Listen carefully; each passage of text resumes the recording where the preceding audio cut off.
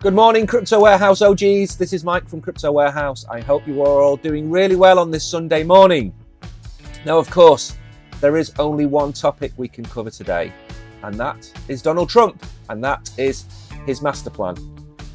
Now, many of you are probably thinking that this is an overreaction. This is Donald Trump being an extreme, out there, thoughtless leader, and you could not be further from the truth. And I'm going to tell you why in this video.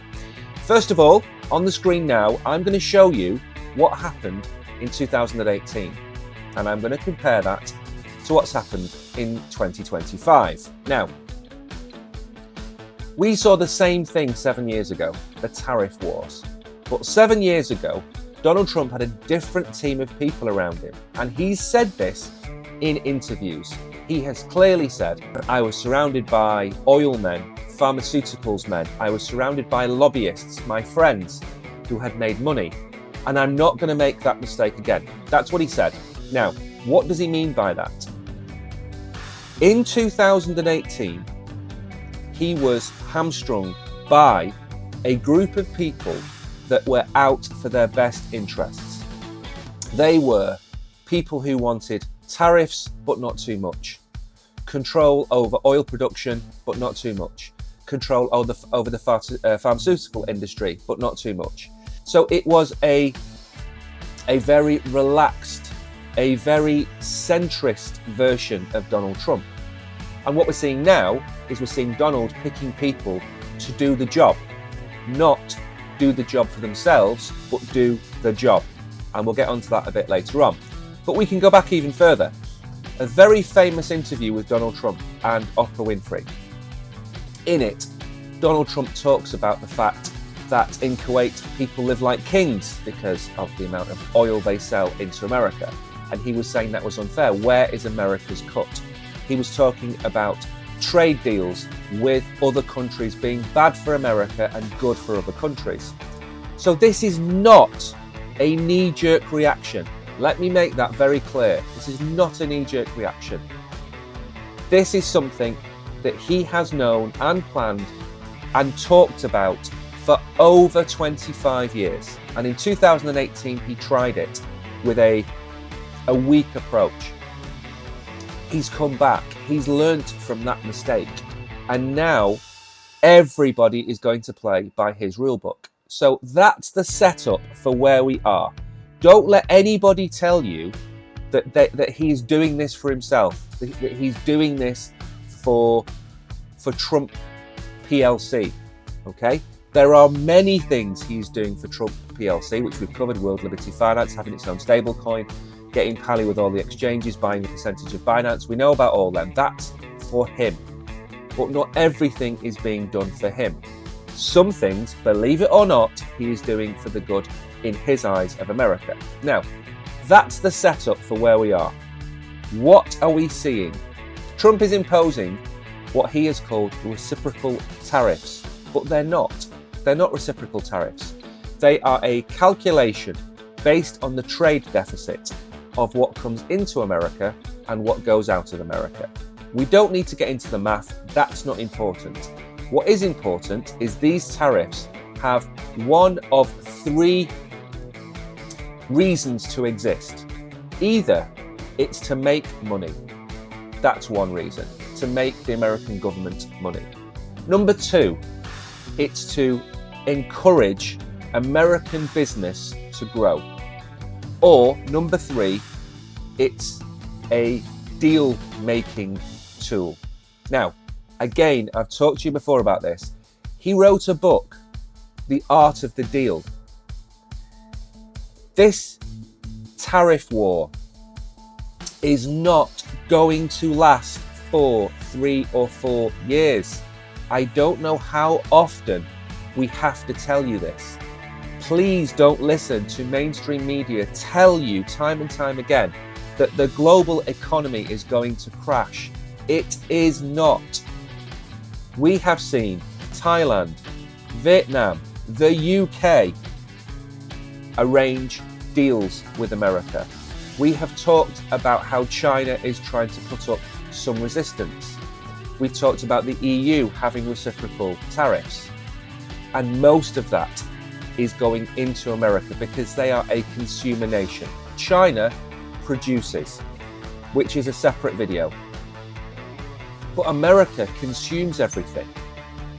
Now, to balance that up, to give America a fairer trade, he wants to implement these tariffs to drive the tariffs imposed on them down. For example, the EU imposes a 25% tariff on American cars. Fine. The question is, how many people in Europe will drive an American car? I would say 0. You have the chlorinated chicken, which has been banned in Europe since 1999. So he wants to help support the farming industry by making Europe allow their products into Europe. In business, you set goals and targets, and those goals and targets are either incredibly optimistic or unachievable. We want to make $1 million a year through our business, and our current profit is $100,000. Your team's job is to provide you with a path to making $1 million a year. Donald Trump, and we've said this time and time again, is not a details man. And we've talked about the Bitcoin conference. And I've said to you on several occasions, do not listen to Donald Trump on Bitcoin, listen to Cynthia Lummis. She is the queen of the Bitcoin Strategic Reserve. It's her job. It is not his job. His job is to decide and weigh up a move that America can make. And he weighs up, based on advice, the pros and cons of that move. The details of that move are irrelevant. Churchill did the same thing in World War II. He talked about troops moving through Europe. How they move through Europe, how they position themselves, the strategies, that was down to the generals. Okay? Trump, I'm not comparing Trump to Churchill, I'm saying they've got the same type of ideas. We need to address the trade deficit. How do we do that? We reset the global tariffs. That is what he is doing. He is resetting the tariffs. Now, the deal is to try and reshuffle $1 trillion of tax on these goods. Now, if he fails and it's 700 billion, do you think he'll care?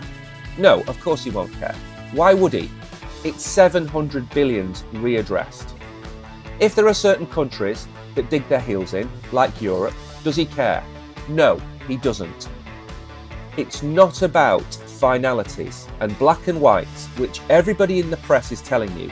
It's the end of. It's the beginning of. We're about to go to zero. Everything is finality because it's all to do with clickbait. Look at what he does. Don't listen to what he says. It is resetting the tariffs around the world. Now, has he gone about this the way that I would have gone about this? No, of course not. Has he gone about this the way that any other leader of a nation would have gone about it? No. But has that way worked for America in the last 20 years? No, it hasn't. So Trump has to try a different approach. And America, believe it or not, is all about shock and awe. And this is shock and awe, okay? At the minute, you can look on any platform, X, Facebook, the Democrats are rolling around laughing. Look at what Trump's done to the economy. He's killing the American economy. Everyone's going to be out of work. Everyone's getting screwed. The stock market in America is owned by 8% of the population of America, who happen to be the richest ones. So the only people suffering right now, to the tune of 500 billion, are the rich people, not the poor people. Currently, we have issues with companies in America having problems importing from China. But as they have said, and this is something that everybody else has missed out on, if you make the product in America, there will be no tariffs. So, Everything you're seeing is overblown. Everything you're seeing is blown out of proportion. Now, that's why he's doing the tariffs. That's why this is happening. It's a reset. He's going to renegotiate. That is the plan. Now, as I've said, if that fails and he only saves 700 billion, it's 700 billion. Doge's task is to cut 1 trillion out of the budget of the government in America.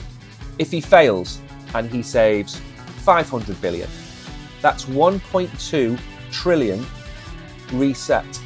Now, the deficit in America, I believe, is 2 to 3 trillion. So within potentially the first 6 months, Trump has removed let's say half of the deficit with 2 moves. Resetting tariffs, dealing with overspend by governments. Okay? We're 6 months in, or we're going to be 6 months in, to a 4-year presidency, and he's already halved the deficit. Now, there are other things we're going to talk about in different videos, and I don't want to make this video a 30-minute documentary about what Mike thinks about Trump. But I want to make it very clear on where I stand on this. And that is, I have worked in business. I have run my own company for 18 years. We had 14, 15 members of staff. We had a multi-million-dollar turnover. We've dealt with people. We've negotiated with people. And at the end of the day, if you accept the first deal put in front of you, then you've got a bad deal. Okay? So that's the tariffs. That's where he's going with the tariffs, and that's what he is trying to do. The next thing, this money that's being saved, a lot of it is going to go towards slashing income tax. So the next phase of what Trump is doing is twofold. He wants interest rates to come down, and he's going to cut income tax. At the end of the day, he wants to get rid of the IRS. That's the plan. America, many, many years ago, the government ran off import duty. It didn't run off taxing its actual citizens. So he wants to slash the IRS. He wants to get rid of it. And I believe they've announced they're cutting 25% of their staff. That's a good move. But there's still hundreds of thousands of them. They all need to go. So, dropping the amount that people have to pay in tax, number one. Number two, cutting interest rates for the average man and woman in the street drops their mortgage repayments. So, with one hand, he is giving back. With the other hand, he's trying to strong-arm Chairman Powell into cutting interest rates. So if you're earning $4,000 a month and your mortgage is $2,000 a month, you've got $2,000 net. But what he's going to do is maybe give you 10% back. So you've got $2,200 back in income tax rebates. But let's say he cuts your mortgage and your mortgage goes from $2,000 a month to, let's say, $1,700 a month. Your ability to spend, your purchasing power has gone from $2,000 to $2,500. So with that, what happens? You have growth. There's more demand. Now, yes, that will increase inflation. Absolutely it will, but not if it's done slowly. Why do we get inflation? We get inflation because the government prints money. But this government isn't printing money, it's trying to save money. It's trying to cut the amount it is spending. It is trying to generate a fairer trade deal so American companies can export more. All of those are a good thing. But when it comes down to brass tacks, there may be a little bit more inflation. But I don't think we're going to see it to the scale we saw it during COVID because they printed 30% of their money. If we're talking about giving people 20% a month more, what are they going to do with that? They're going to spend it on going out for meals. They're going to go for the odd burger or the odd steak, okay? So there's a plan in place, and I think it's a massively sensible plan. And for the detractors who say he shouldn't do this, he should incentivize people in America to manufacture more, that's a very solid argument, but doesn't solve the underlying problem, which is America has a death spiral on its currency. 36 trillion in debt. 26 trillion of that is owed to other bodies. It's going up 2 or 3 trillion a year. Then it will go up 3 or 4 trillion a year. Then it will go up 7 or 8 trillion a year. And before you know it, it's finished as a currency. They might as well burn it. So they have to apply the brakes. And the only way to do that is with a sharp shock. Now, Trump could do many other things which are way more severe than this.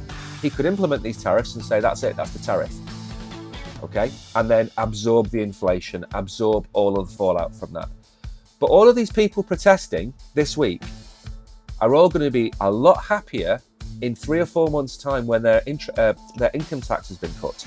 They're all going to be a lot happier when they're paying less on their mortgages. And remember, the other thing about this is those that rent, there will be a pressure applied to them to drop their rental charges because interest rates will come down.